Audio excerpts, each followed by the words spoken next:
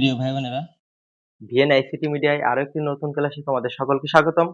তো আজ যে বিষয়টি নিয়ে আলোচনা করব সেটি হলো দশমিক সংখ্যা থেকে অক্টাল সংখ্যায় রূপান্তর, অর্থাৎ 10 ভিত্তিক সংখ্যা পদ্ধতি থেকে 8 ভিত্তিক সংখ্যায় রূপান্তর। তো দশমিক সংখ্যা পদ্ধতি বলতে কি, আমরা জানি যে সংখ্যা পদ্ধতিতে 0 থেকে 9 পর্যন্ত মোট 10টি মৌলিক প্রতীক ব্যবহার করে তাকে দশমিক সংখ্যা পদ্ধতি বলে, অর্থাৎ আমরা যেটা দৈনন্দিন জীবনে ব্যবহার করি। তো দেখি 10 ভিত্তিক সংখ্যা হলো এমন হতে পারে 7, 9। এটা হচ্ছে 10 ভিত্তিক একটা সংখ্যা।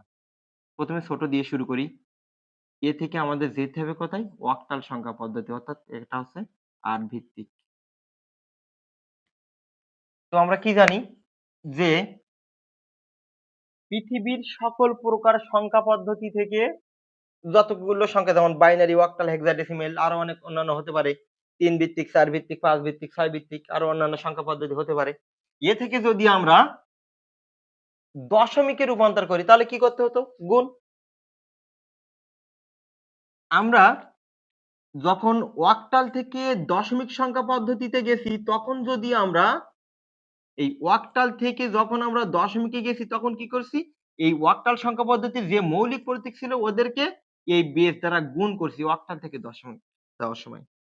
এবার ওর বিপরীত প্রক্রিয়া, বিপরীতে মানে দশমিক থেকে এবার অক্টালে যাব, অর্থাৎ দশমিক থেকে অক্টালে যাব, বিপরীত প্রক্রিয়া, বা দশমিক থেকে আমরা অক্টালে যাব। তো অক্টালে যেতে গেলে বিপরীত যদি হয় তাহলে গুণ যেহেতু করছিলাম তাহলে গুণের বিপরীত কি? ভাগ। তো ভাগ বলতে বোঝাচ্ছে আমরা কি করব? দশমিক থেকে যদি অক্টালে যাই, পূর্ণ সংখ্যার ক্ষেত্রে এই 79 কে 8 দ্বারা ভাগ। সলিউশন 79 কে আমরা কত দ্বারা ভাগ করব? 8 দ্বারা। এটা যদি আমরা মুখে মুখে করি তাহলে এমনটা হবে, 8 দিয়ে যদি ভাগ করি 8 নং 72, 9 বাদ যায় 7 অবশিষ্ট থাকে।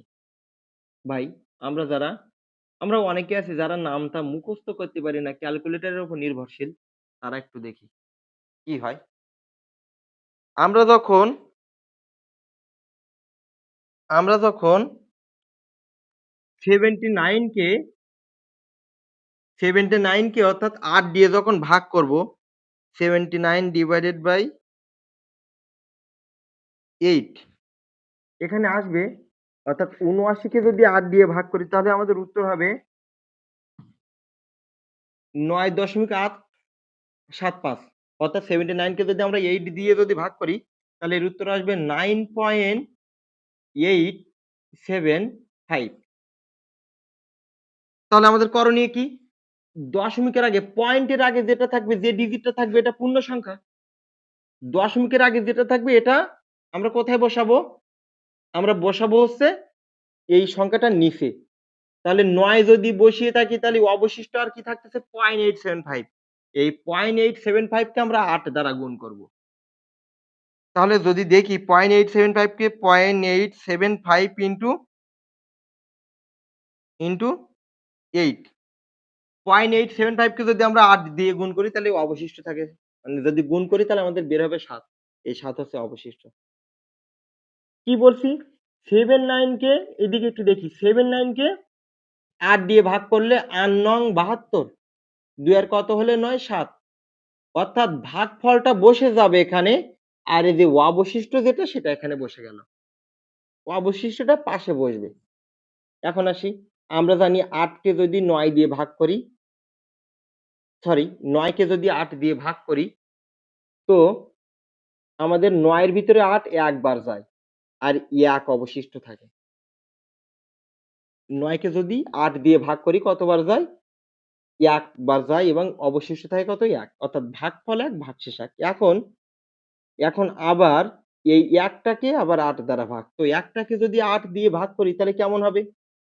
8 দিয়ে যদি 1 কে ভাগ করি তাহলে 8 1 কে, মানে 8 এই যে 1 এর ভিতর যায় না, তাহলে 0 বার যায়। তো এই শূন্যটা এখানে থাকবে। 0 বার গেলে 1 এর থেকে 0 বিয়োগ করলে কত হবে? 1। অর্থাৎ 1 থেকে 0 বিয়োগ করলে 1 থাকে। অর্থাৎ ভাগফলে যেটা, তাহলে ভাগফলে কত? 0। তাহলে এটা এখানে বসে গেল এবং ভাগশেষে কত? ভাগশেষে ১, সেই ১ টা এখানে বসে গেল। করণীয় কি এরপর? এরপর করণীয় হলো নিচে থেকে উপরে। নিচের এটাকে বলা হবে MSB মোস্ট সিগনিফিক্যান্ট বিট আর এটাকে বলা হবে LSB লেস্ট সিগনিফিক্যান্ট বিট অর্থাৎ নিচে থেকে উপরে সাজিয়ে লিখতে হবে। আমাদের অঙ্কটা ছিল 79 এটা ছিল দশমিকে এর অক্টাল মান সমকক্ষ অক্টাল মান 117 এটা হচ্ছে অক্টাল এটা উত্তর। তো কেন নিচেরটা MSB আর কেন 7 টা LSB একটু দেখি। এই একটা হচ্ছে এখানে সর্বাধিক মান হচ্ছে 1 আর সর্বনিম্ন মান হচ্ছে 7 কারণ ডান দিক থেকে 7 মানে একক মানে 7 কিন্তু এই একটা শুধুই 1 না এ হচ্ছে দশক অর্থাৎ এ হচ্ছে 10 এবং এই একটা শুধু 1 না একক দশক এটা শতক মানে এই 1 মানে বোঝাচ্ছে 100 সুতরাং এটা সর্বাধিক মান আর এটা হচ্ছে সর্বনিম্ন মান তাই এটা হচ্ছে LSB লেস্ট সর্বনিম্ন অর্থাৎ লেস্ট সিগনিফিক্যান্ট বিট আর মোস্ট মানে সর্বাধিক তাহলে এটা সর্বাধিক মান কোনটা তো আমরা কি করলাম যে এই ডিজিটটাকে ওয়াক্টাল সংখ্যা পদ্ধতির বেস ৮ ৮ দিয়ে ভাগ করব ডেসিমেলকে ভাগ করে যে অবশিষ্ট যেগুলো থাকবে ডান পাশে এগুলো নিচে থেকে উপরে সাজিয়ে লিখলে আমাদের যে মানটা বের হবে সেটি হচ্ছে ওয়াক্টাল সংখ্যা পদ্ধতির মান একটি বড় অঙ্ক করি এরপর একটি বড় অঙ্ক দিই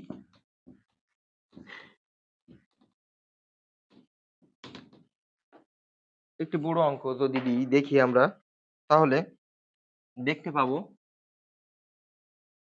2 3 5 এটি একটি দশমিক সংখ্যা এ থেকে আমরা যাব কোথায় ওয়াক্টাল সংখ্যা পদ্ধতিতে তো ক্যালকুলেশন করি কি ক্যালকুলেশন এই 2 3 5 কে আমরা কত দ্বারা ভাগ করব 8 দ্বারা ভাগ একটু দেখি যদি আমরা 8 দ্বারা যদি ভাগ করি তাহলে এদের আসবে উত্তর 2 3 5 ডিভাইডেড বাই 8 29.375 ওকে যদি ভাগ করি অর্থাৎ 235 কে যদি আমরা 8 দিয়ে ভাগ করি 29.375 তো দশমিকের আগে যেটা থাকবে 29 দশমিকের আগে যেটা থাকবে 29 এই 29 টা এখানে বসবে দিয়ে একটা দাগ দেব এই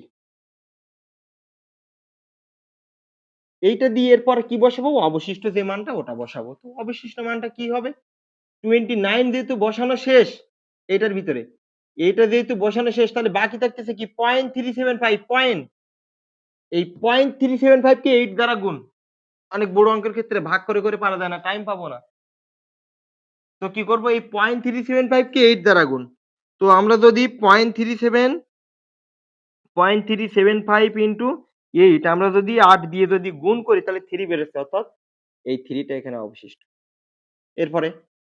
এরপরে আমরা 29 কে 8 দ্বারা যদি ভাগ করি ৩ ৮ ২৪ ৪ ৩২ বেশি হয়ে যায় তাহলে 29 এর ভিতর ৩ বাদ যায় ৩ ৮ ২৪ তো 29 থেকে যদি 24 বিয়োগ করি তাহলে আমাদের আর অবশিষ্ট থাকে কত ৫ বুঝছি তো নাকি মানে এরকমটা 29 থেকে যদি আমরা ৮ ৩ ৮ কত ২৪ তাহলে অবশিষ্ট কত থাকে ৫ এই ৩ টা ভাগফলটা এখানে বসালাম আর এই ৫ টা ভাগশেষটা এখানে বসালাম ভাগশেষটা এপাশে বসে যাবে তারপর 8 দিয়ে যদি আমরা ৩ কে ভাগ করি তো আমরা জানি এই ৮ কখনো ৩ এর ভিতরে যায় না। সুতরাং ৮ ৩ এর ভিতরে ০ বার যায়। আর এইখানে যেটা থাকবে এটা এইখানেও অবশিষ্ট থাকবে। যেমনটা জানি যে ৩ কে যদি আমরা যদি ৮ দিয়ে ভাগ করি কখনো যায় না ০ বার যায়। তাহলে এই ০ টা এখানে আসে। আর ৩ এর থেকে ০ বিয়োগ করলে ৩ থাকে। অর্থাৎ এখানে ভাগফল ০ তাই ভাগফল ০ আর ভাগশেষ সরি এখানে ৫ হবে না এটা হবে ৩ যেহেতু এখানে ভাগশেষ ৩ তাই জন্য এখানে ভাগশেষটা হবে কত ৩ তো আমরা যদি নিচে থেকে উপরে সাজিয়ে লিখি তাহলে এর উত্তর হবে অর্থাৎ আমরা জানি এটা হচ্ছে MSB আর এটা হলো LSB তো যদি সাজিয়ে লিখি অতএব অঙ্কটা ছিল 235 এটা ডেসিমেলে এবং এ থেকে যদি আমরা অক্টাল সংখ্যা পদ্ধতিতে যাই তাহলে এর উত্তর হলো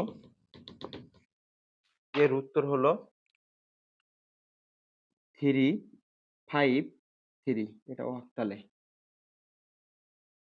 ভাই বোনেরা এরপর যে অঙ্কটা করব যে দশমিকের এই যে দশমিক যে সংখ্যা এর ভিতরে যদি রেডিক্স পয়েন্ট থাকতো রেডিক্স পয়েন্ট তাহলে কি করব আমরা এখন সেই অঙ্কটা শিখব রেডিক্স পয়েন্ট যদি থাকে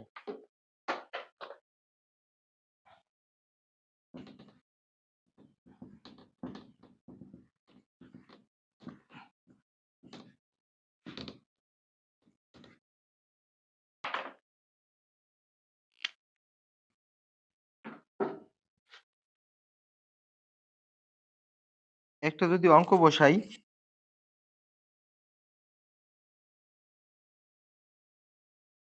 99.95 এটা হচ্ছে দশমিকের একটি অঙ্ক। এ থেকে আমাদের যেতে হবে কোথায়? ৮ ভিত্তিক বা অক্টাল সংখ্যা পদ্ধতিতে। তো দশমিকের আগে এটা জানি পূর্ণ সংখ্যা এবং এটা জানি ভগ্নাংশ। পূর্ণ সংখ্যার ক্ষেত্রে কি করব? পূর্ণ সংখ্যার ক্ষেত্রে আমি বলছি যে ক্লাসে 99.95 এটা হচ্ছে ধনাত্মক সংখ্যা। আর 0.95 এটা হচ্ছে ঋণাত্মক সংখ্যা। অর্থাৎ এটা হচ্ছে পজিশনাল প্লাস এটা মাইনাস। তো পজিশনাল প্লাসের ক্ষেত্রে অর্থাৎ পূর্ণ সংখ্যার ক্ষেত্রে আগে যে অঙ্কটা করছি পূর্ণ সংখ্যার ক্ষেত্রে কি করছি? ৮ দ্বারা ভাগ। অর্থাৎ পূর্ণ সংখ্যা ধনাত্মক মানের ক্ষেত্রে যদি আমরা ভাগ করি, একটু বুঝি। ধনাত্মক মানের ক্ষেত্রে যদি ভাগ করি তো ঋণাত্মক মান অর্থাৎ এটা যদি ধনাত্মক প্লাস হয় বিপরীত মাইনাস তাহলে এটা যদি ভাগ করি তো আমাদের এখানে ঋণাত্মক মানের ক্ষেত্রে ভাগের বিপরীত কি করব? গুণ করব। এই ঋণাত্মক 0.95 কে কি করব? এই 8 দ্বারা গুণ করব আর 99 কে 8 দ্বারা ভাগ। তো আসি 99 কে যদি আমরা 8 দ্বারা ভাগ করি ৮ 12 96 অর্থাৎ এমন ভাবে করতে পারি ৮ ৯ এর ভিতরে ১ বাদ যায় তাহলে এখানে এখনো একটা ১ থাকে ১ এর পরে ৯ মানে তাহলে ১৯ হবে। তাহলে ৮ ২ গুণ ১৬ ৩ ৮ ২৪ বেশি হয়ে যায়। তাহলে ২ বাদ যায়। তাহলে ৮ ১২ ৯৬ ৩ অবশিষ্ট। আমরা যারা ক্যালকুলেটরে যারা করব তাহলে তাদের আসবে 99 কে যদি আমরা 8 দ্বারা ভাগ করি 12.375 12.375 এই 12 টা বসালাম। এই যে 0.375 এই 0.375 কে যদি 8 দ্বারা গুণ করি তাহলে 3 হবে। হিসাব ক্লিয়ার? যারা মুখে পারি না, অতি দ্রুত অঙ্ক করতে পারি না, তারা ক্যালকুলেটর ক্লিক করবে। তাদের ক্ষেত্রে এই নিয়ম যে 0.375 কে 8 দ্বারা গুণ করলে 3 হবে। তো এটা সহজ, এটা পারবো। আমরা জানি ৮ ১২ এর ভিতরে ১ বাদ যায়। ৮ ২ গুণ ১৬ বেশি হয়ে যায়। তাহলে ৮ ১২ এর ভিতরে যদি ১ বাদ যায় তাহলে ৮ একে ৮ অবশিষ্ট থাকে ৪, ৪ টা এখানে বসালাম। তারপরে কি করণীয়? ৮ যদি ৮ ১ এর ভিতরে যায় না তাই এখানে ০ আর এইখানে যে ডিজিট এইটা এখানে অবশিষ্ট থাকে। তো আমরা নিচে থেকে উপরে যদি সাজিয়ে দিই তাহলে এটা হচ্ছে এম এস বি এবং উপরের এই অংকটাকে কি বলা হবে? L S B. Least significant bit এবং মোস্ট সিগনিফিকেন্ট বিট। তো কি বললাম? ভগ্নাংশের ক্ষেত্রে এই অঙ্কটা, এই যে ভগ্নাংশের ক্ষেত্রে এর অঙ্কটাকে আমরা কি করব? গুণ করব। কি দ্বারা গুণ করব? এই বেস দ্বারা গুণ। আর পূর্ণ সংখ্যার ক্ষেত্রে কি করছি? ভাগ করছি। কি দ্বারা ভাগ করছি? এই বেস দ্বারা ভাগ। তাহলে সম্পর্ক আমাদের কিসের সাথে? বেজের সাথে। তো যদি আমরা গুণ যদি করি তাহলে আগে একটা কি করব? ছক করে নেব। একটা ছক করি।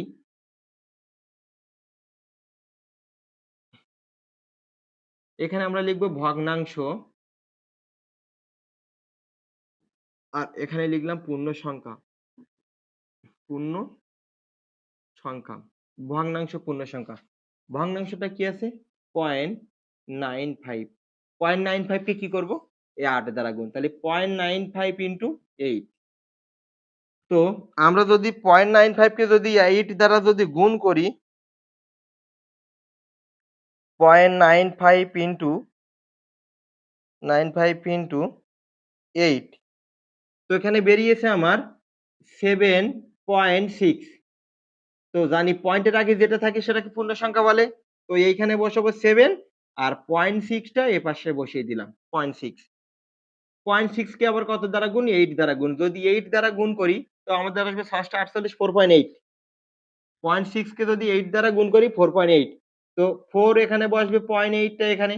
আবার দেখেন আ এখানে আবার যদি 8 দ্বারা গুণ করি তাহলে আবার আসবে মানে 8 দ্বারা যদি গুণ করি তাহলে আসবে 6.4 তাহলে 6.4 আবার যদি ৮ দিয়ে গুণ করি তাহলে 3.2 3.2 অর্থাৎ আমি যদি এভাবে করতে যাই মানে আমার অনেকটা সময় লেগে যাবে এবং নাও শেষ হতে পারে। এখানে শূন্য নাও আসতে পারে। তাহলে করণীয় কি? আমরা এই একটা পর্যায়ে ৩ বার কি ৪ বার করার পরে আমরা মানে ক্লোজ করে দেব আর করব না। তারপর কি করব? উপর থেকে নিচে সাজিয়ে লিখব। যে পূর্ণ সংখ্যাগুলো বের করছি উপর থেকে নিচের দিকে সাজিয়ে লিখব। তো এখানেই এই ক্ষেত্রে ভগ্নাংশের ক্ষেত্রে এটা হচ্ছে এম এস বি এবং নিচেরটা হবে কি এলএসবি। সাজিয়ে যদি লিখি তাহলে আমাদের অঙ্কটা ছিল 99.95। এটা হচ্ছে ডেসিমেল মান। এ থেকে যদি আমরা অক্টালে যাই তাহলে এই নিচে থেকে সাজিয়ে যদি লিখি 143.143.77463। এটা হলো অক্টাল সংখ্যা পদ্ধতি। এটা অ্যান্সার দশমিকের ক্ষেত্রে। তো পূর্ণ সংখ্যার ক্ষেত্রে কি করব?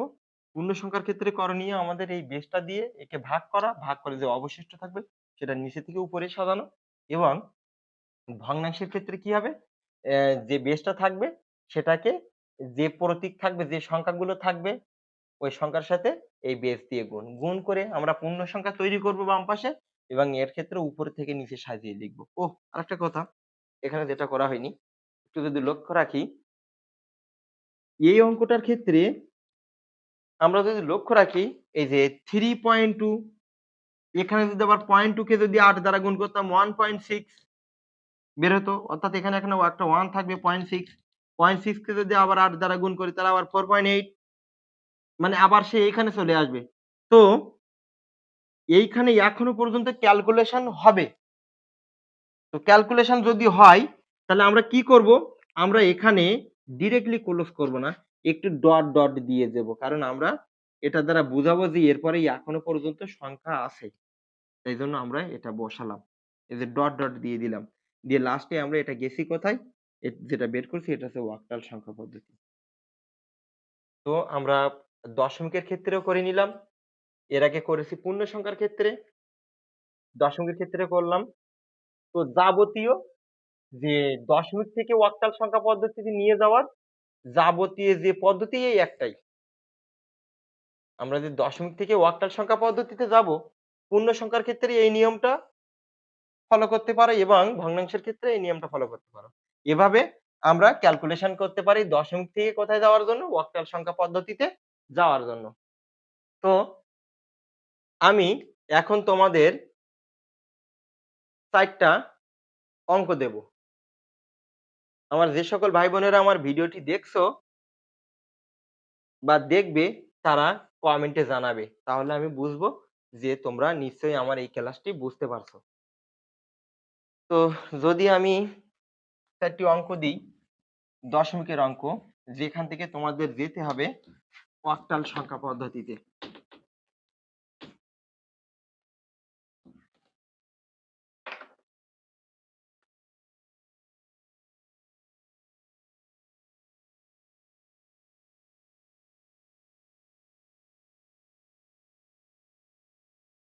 এক নম্বরটা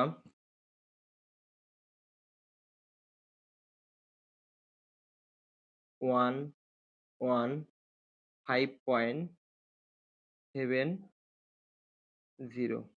এটা হচ্ছে দশমিকে এ থেকে আমাদের যেতে হবে অক্টালে। ২ নম্বর উত্তর 329.85। এটা দশমিকে এ থেকে আমাদের যেতে হবে অক্টালে। ৩ নম্বর রেডিক্স পয়েন্ট বিহীন অঙ্ক 333। এটা দশমিকে এ থেকে আমাদের যেতে হবে অক্টাল সংখ্যা পদ্ধতিতে। ৪ নম্বর যে অঙ্ক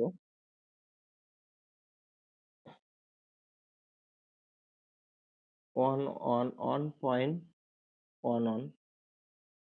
এটা আছে আমাদের দশমিক সংখ্যা পদ্ধতিতে। এ থেকে আমাদের যেতে হবে অক্টাল সংখ্যা পদ্ধতিতে। তো প্রিয় ভাই বোনেরা, যারা আমার ক্লাসটি দেখবে বা দেখছো তারা নিশ্চয়ই এই ৪ টি প্রশ্নের উত্তর কমেন্টে জানাবে এবং আমি আমার সাধ্যমতো রিপ্লাই দেওয়ার চেষ্টা করব।